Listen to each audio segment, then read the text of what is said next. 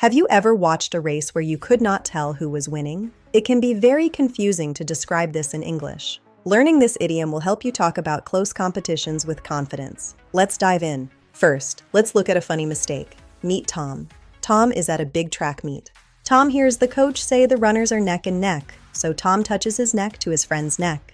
Oh no, Tom, that is not what it means. It was a very awkward moment for everyone. So what does it really mean? Neck and neck means being perfectly even in a race. It means no one is winning yet. It is a very close competition. This idiom comes from horse racing. Horses are so close that their necks are right next to each other. Now, let's see the correct way to use it. Meet Sarah and Leo. They are top students. Sarah says, "Look, Leo, our scores are the same. We are neck and neck for the best grade."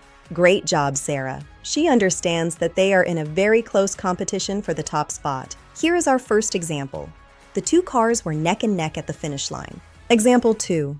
The two companies are neck and neck in sales this year. And example 3.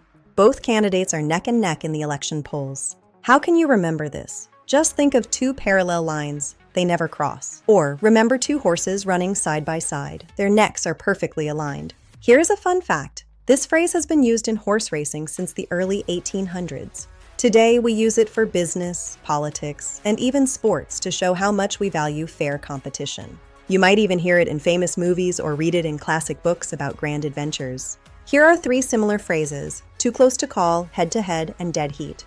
And 3 opposites: a landslide, miles apart, and no contest. Use these when it is not close. Finally, 3 related phrases: photo finish, down to the wire, and even Steven. Be careful, do not say necks and necks. Even with 2 people, we always say neck and neck. Also, only use it for competitions. Do not use it for things that are just similar, like colors. It is quiz time. If 2 teams have the same score, what are they? Is it A, arm and arm, B, neck and neck, or C, foot and foot?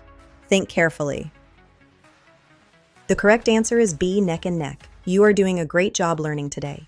To recap, neck and neck means a very close race. Using this will make your English sound natural. Now it is your turn. Share your stories in the comments. If you enjoyed today's content, please like and subscribe or support us with super thanks. See you in the next video.